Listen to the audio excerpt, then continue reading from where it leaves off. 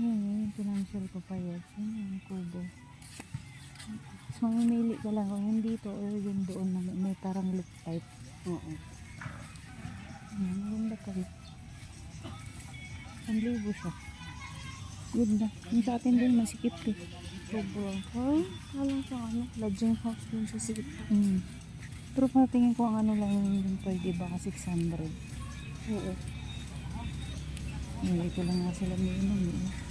Napakot ang isa na may tagay.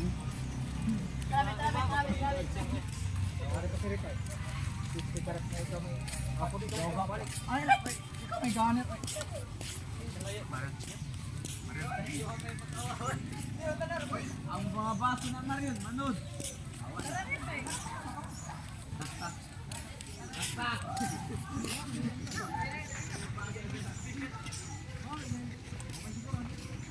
Yung talaga yung kaya tapos nga saan panda yun.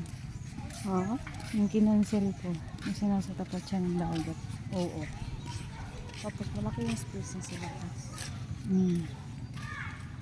Pwede mag-chill. Parang yung nagustuhan ko kasi yung 1,000 yung kumbaga ano ba siya 1,000 pero yung doon na sa pinakalikod yun yung may loop type na sa ano pero maganda pala yun nandun sa may buhangin talaga. Oo.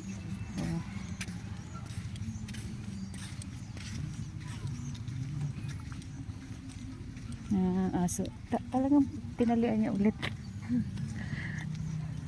Ay madumi na yung tali. Tinalian niya ulit.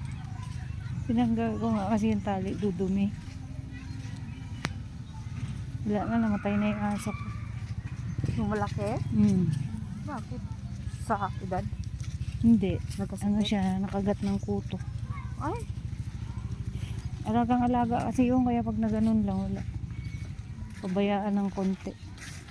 Isang buwan ko kasi hindi napuntahan kasi eleksyon. Yun, namatay.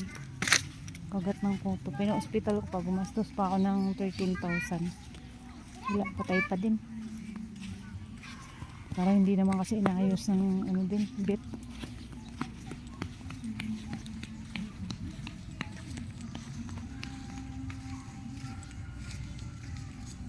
ay, karon din banda.